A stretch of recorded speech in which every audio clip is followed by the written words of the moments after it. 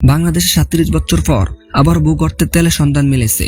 সিলেটে একটি গ্যাস ক্ষেত্রে কূপ খননের সময় সেখানে তেল পাওয়া যায়।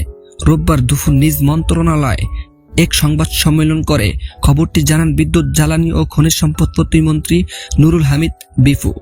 সিলেটে জয়ন্তীপুর গোয়াইনহাট এলাকায় 10 নম্বর কূপের প্রথম স্তরে তেলের সন্ধান পাওয়ার কথা জানান তিনি। এছাড়া 4টি স্তরে গ্যাস পাওয়া গেছে বলে নিশ্চিত করেন প্রতিমন্ত্রী। তিনি বলেন, এই অঞ্চলের গত 2 মাস আগে ড্রিল শুরু হয়। 2576 মিটার খনন সম্পূর্ণ হয়েছে এখানে। এর 4টি স্তরই আমরা গ্যাসের উপস্থিতি পেয়েছি। নুরুল হামিদ এ সময় বলেন, একদম নিচের গ্যাসের প্রবাহ 25 মিলিয়ন ঘনফুট পর্যন্ত আর প্রেসার 3250 psi। এখানে গ্যাসের মজুদের পরিমাণ 43.1 বিলিয়ন ঘনফুট। এরপরে প্রতিমন্ত্রী জানান, 1397 থেকে 1445 মিটার গভীর যে জোন, সেখানে 8ই ডিসেম্বরে তেলের উপস্থিতি মিলেছে। এখন প্রতি ঘন্টায় যে প্রেসার, তাতে 35 ব্যারেলের তেল উঠেছে। প্রথম দিন 2 ঘন্টায় 70 ব্যারেলের তেল উঠেছে। এখন বন্ধ রাখা হয়েছে।